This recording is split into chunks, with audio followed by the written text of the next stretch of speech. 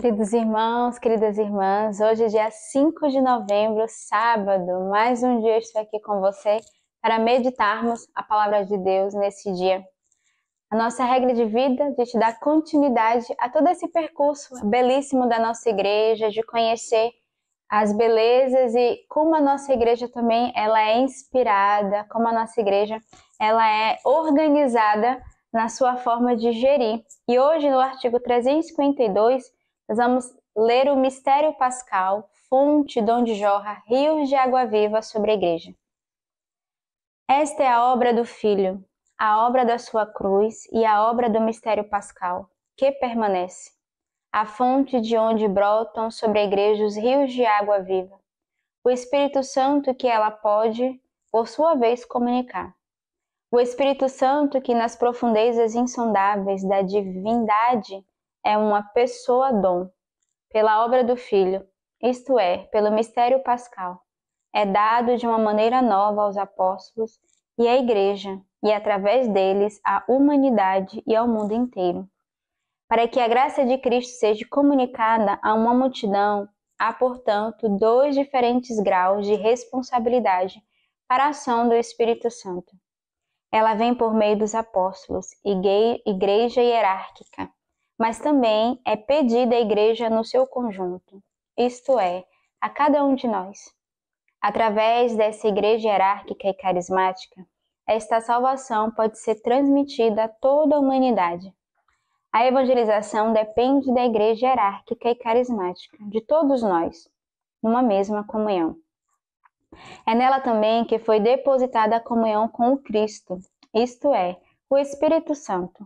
Onde está a igreja, aí está o Espírito de Deus. E onde está o Espírito de Deus, ali está a igreja e toda a graça. A finalidade da igreja, como a da catequese, é a mesma: pôr-nos em comunhão com Cristo Jesus no Espírito Santo. O cardeal Rounet chama o Espírito Santo de a alma incriada da igreja, isto é, a alma divina da igreja. E ele vê no amor dos irmãos a alma criada da igreja.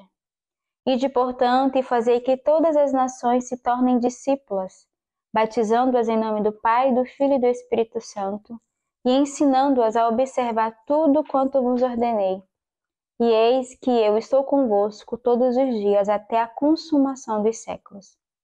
Foi o Espírito Santo que tomou em suas mãos o destino da igreja. Tudo que a igreja vive e faz se relaciona com o Espírito Santo. O Espírito Santo é o sujeito responsável das atividades da igreja.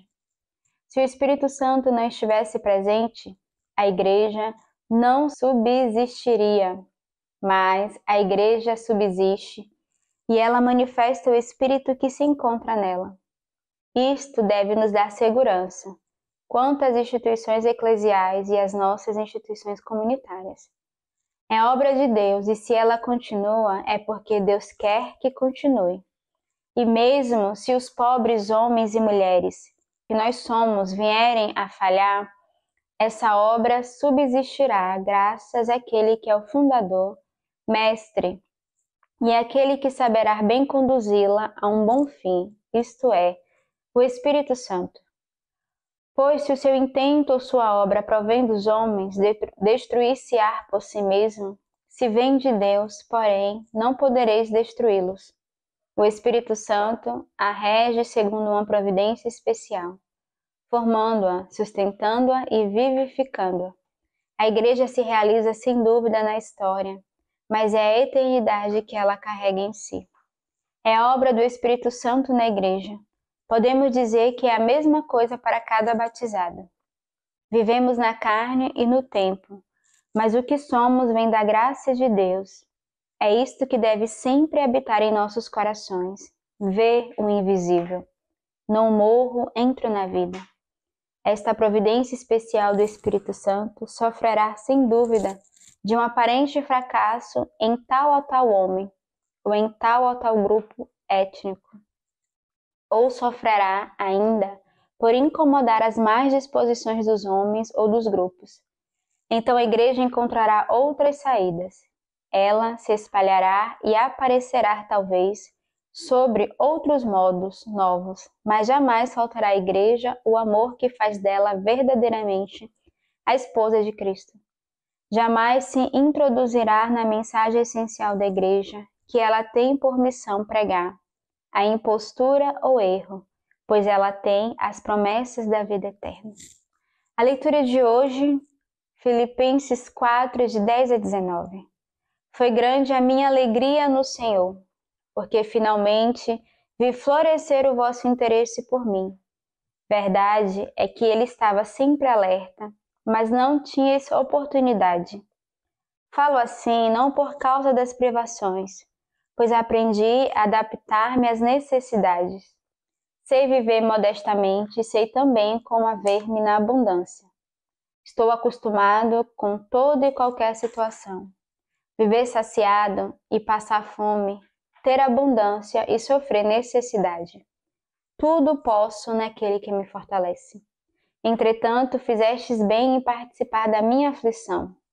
Vós mesmo bem sabeis, Filipenses, que no início da pregação do Evangelho, quando parti da Macedônia, nenhuma igreja teve contato comigo em relação de dar e receber, senão vós somente. Já em Tessalônica, mais uma vez, vós me enviastes, com que supri as minhas necessidades. Não que eu busque presente, o que busco é o fruto que se acredite em vossa conta.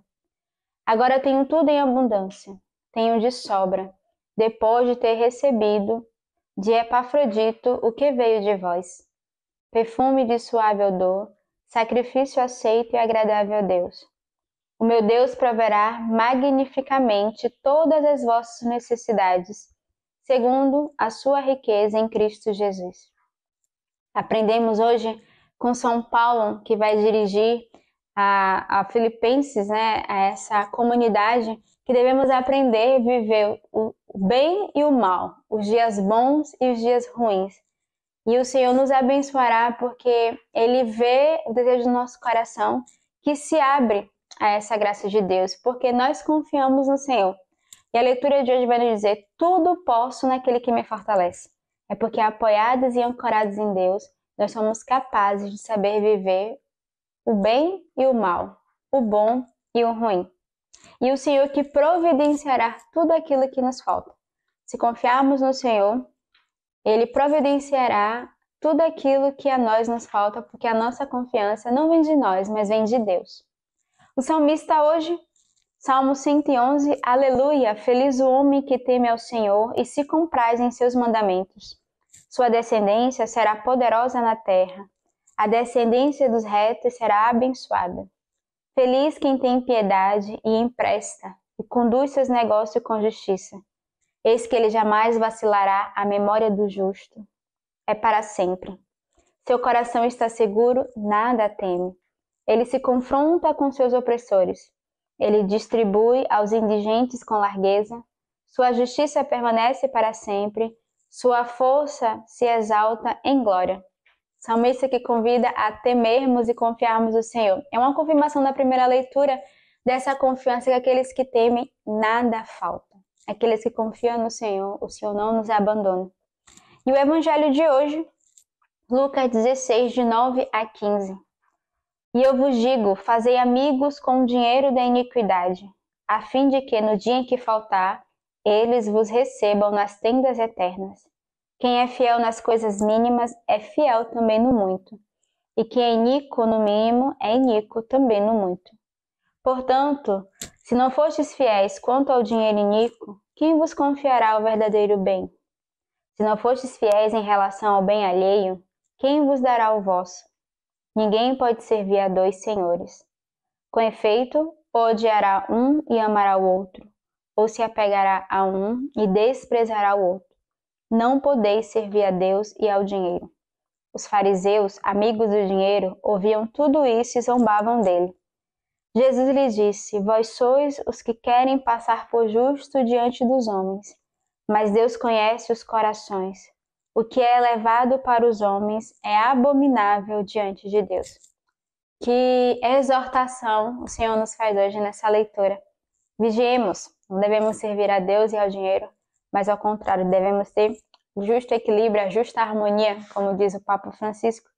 Mas essa leitura nos convida a sermos fiéis naquilo que o Senhor nos confia. Se formos fiéis no pouco, o Senhor nos confiará bem mais. Então comecemos bem pequenos, bem humildes, e o Senhor nos dará a graça de cada vez mais corresponder àquilo que Ele nos pede na nossa vida profissional, nossa vida humana, mas também na nossa vocação pessoal. A leitura patrística de hoje, do Tratado sobre o Benefício da Morte de Santo Ambrósio Bispo. Levemos sempre em nós a morte de Cristo. Disse o apóstolo: para mim o mundo está crucificado, e eu para o mundo, para que saibamos, por fim, que nesta vida a morte é boa morte.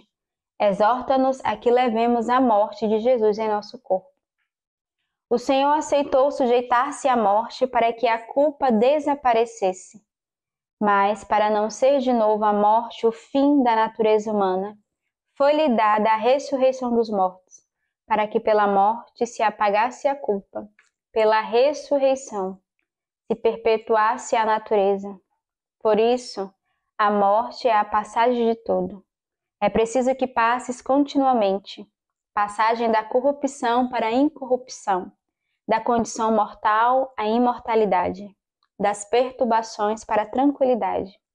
Por isto, não se assuste a palavra morte, mas os benefícios da boa passagem te alegram. Pois, que é a morte a não ser a sepultura dos vícios, o despertar das virtudes?